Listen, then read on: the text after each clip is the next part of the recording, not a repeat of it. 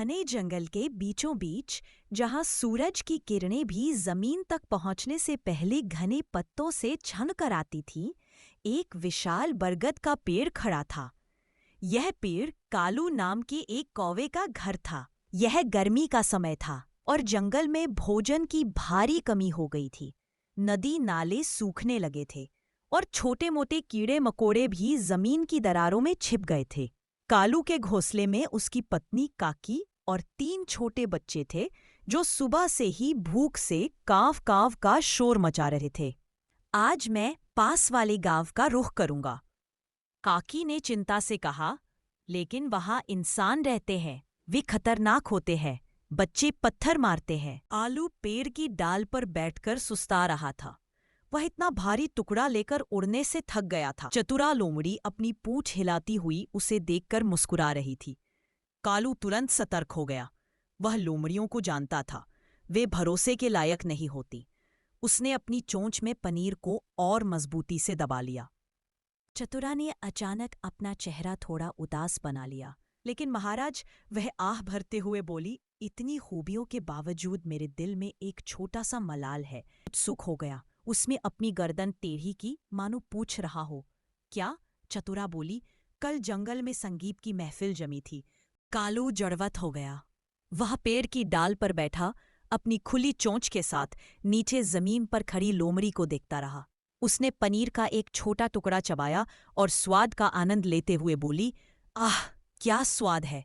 धन्यवाद महाराज कालू, आपकी आवाज वाकई दिल छू लेने वाली है।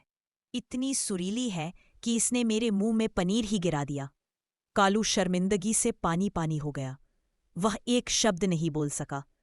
चतुरा ने पनीर का एक और टुकड़ा खाया और अपनी मांद की ओर चलते हुए बोली, लेकिन एक बात याद रखना कालू भाई, तुम्हारी आवाज बहुत अच्छी है।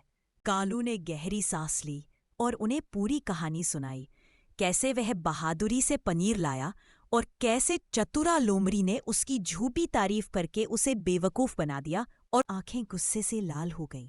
मेरे कालू महाराज की आवाज में जो दम है, जो रौब है, वो उस पतली सी कोयल की कुहू कुहू में कहा।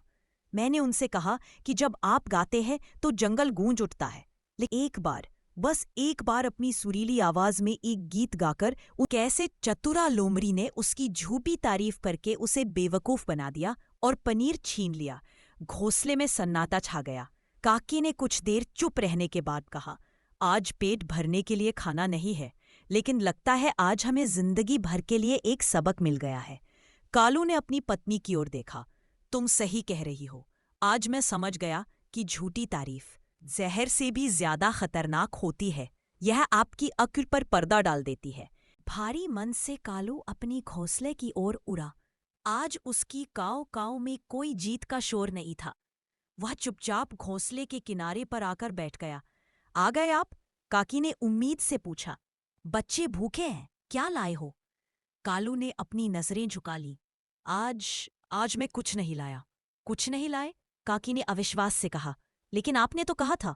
मैं पनीर का एक बहुत बड़ा टुकड़ा लाया था, कालू ने दबी आवाज में कहा।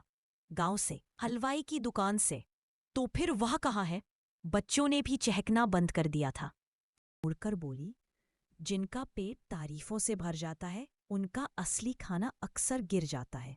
अगली बार जब कोई तुम्हारी तारीफ करे तो अपनी चोंच खोलने से पहले सोचना जरूर। सूरज ढलने लगा था और जंगल में अंधेरा छाने लगा था।